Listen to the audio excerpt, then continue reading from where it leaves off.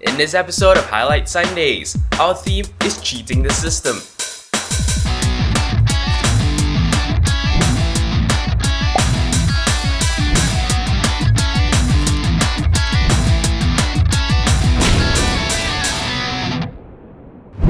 Hello and welcome back to Highlight Sundays. It is the 43rd week of 2013 and here are your highlights. We start off with what I suppose could be called a PSA.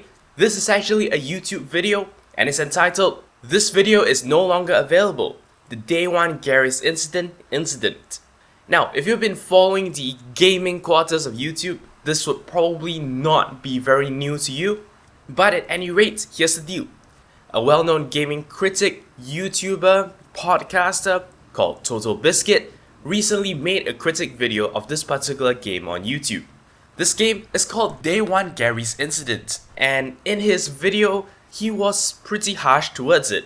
And this is not without merit. The game itself was pretty broken and unplayable, and so, well, he criticized it for what it was. I have watched the original and I can tell you he definitely wasn't bashing. The game had some pretty significant flaws that he wasn't slow to pick up. Now, that is all well and good, a gaming critic is doing his job, except things didn't stop there. The video was up for a couple of weeks, and then suddenly it was actually taken down with a copyright claim by Wild Game Studio. These are the guys who actually wrote Day 1 Garry's Incident.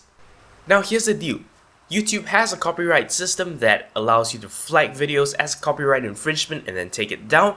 However, in this particular case, it was clear that Total Biscuit was able to use the footage, monetize it without any issues, which is why of course it is pretty clear that there is some foul play, some kind of censorship going on. It is in fact not difficult to come to the conclusion that they were actually censoring criticism of the game.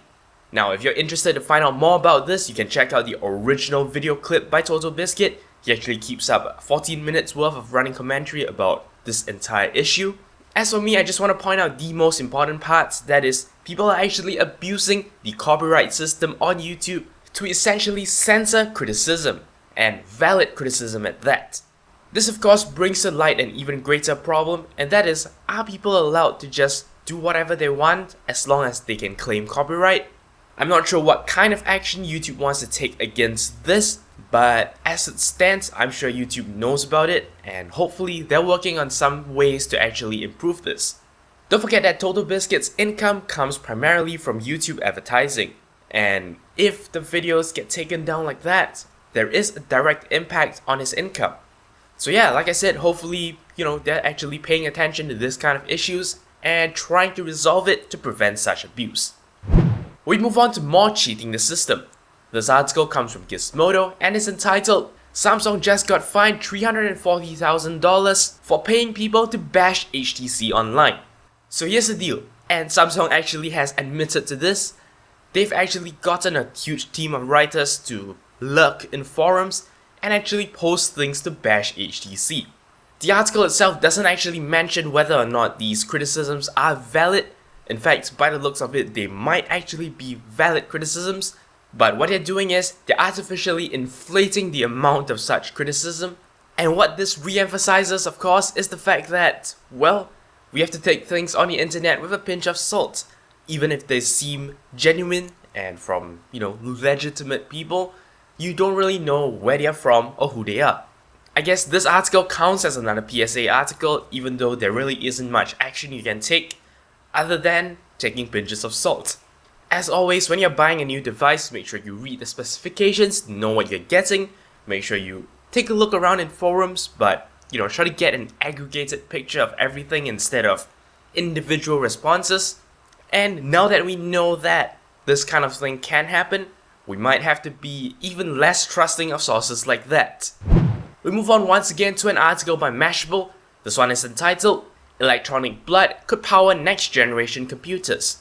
So this might be a next generation idea, but its concept actually goes way back. You see, while it may be well and good that we have extremely powerful chips today, push them a little further and things get really hot. This of course is why cooling is such a huge thing when it comes to, building your computer. Some people even go for things like liquid cooling or even liquid nitrogen cooling. But the thing about liquid cooling as it stands is, essentially, all these happen outside the chip. Even if you have a pump and tubes moving fluid around the insides of your PC, chances are the place that gets the hottest isn't really cooled properly because, of course, it's inside the chip. Which is why, of course, in this article, we take a look at this new concept by IBM. Essentially, it's a chip like any other, except there are little channels throughout the chip which allow the cooling fluid to run through. They call this electronic blood because it's kinda like how blood runs in a body. So hopefully this new electronic brain kind of setup actually helps alleviate heat. And apparently this method of cooling is actually pretty efficient, so that is always nice. I don't know how applicable it will be in a consumer kind of context, but yeah, hopefully they can find some way to actually apply this in a consumer context. Cheat the system. This article from Lifehacker is entitled Disable Blur Effects in iOS 7 for Easier Reading, Better Performance. Now, iOS 7 has clearly caught on to the Vista craze by adding blurry, transparent-y borders that are rendered in real time. Problem is, one, this might create some contrast issues that makes text hard to read. And since this is kind of an intensive operation, this might actually slow down your device a little bit as well. So here's the deal. According to the article, to get rid of this, go to Settings, General, Accessibility, and select Increase Contrast. Now right off the bat, you notice this isn't a switch off blurring option. This is in fact kind of a roundabout way to get rid of something that they didn't want you to get rid of. At any rate, give that a try and see if text looks better, and at the same time, enjoy the performance benefits that this brings along. Now, it wouldn't be fair to just cheat Apple's system, would it?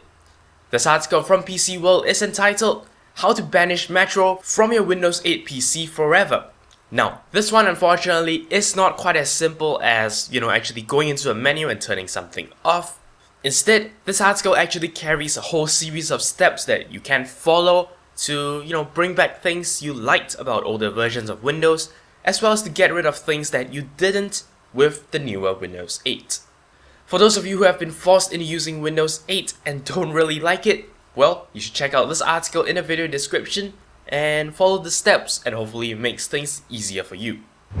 Our last article for the day comes from Gizmodo, and it's entitled A Headphone Jack Laser Pointer That No One Will Be Able to Spot. Now, given the title, I think you know what you're in for. This is actually a little red laser that you can actually stick in the earphones jack of your phone. By the looks of it, its color scheme makes it fit better with an iPhone, just to make it look kind of normal and discreet. It draws power via the headphones jack, and well, with that, you can actually, point the laser like you normally would.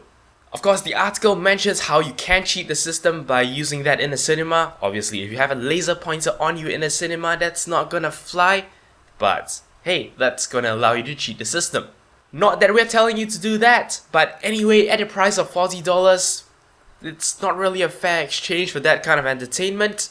Still, this is an interesting way to make use of a headphones jack, and I actually like to see more accessories that make use of that.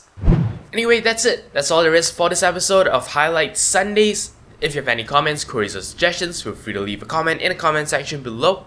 Don't forget to follow the official Twitter account for this channel at twitter.com/0612TV.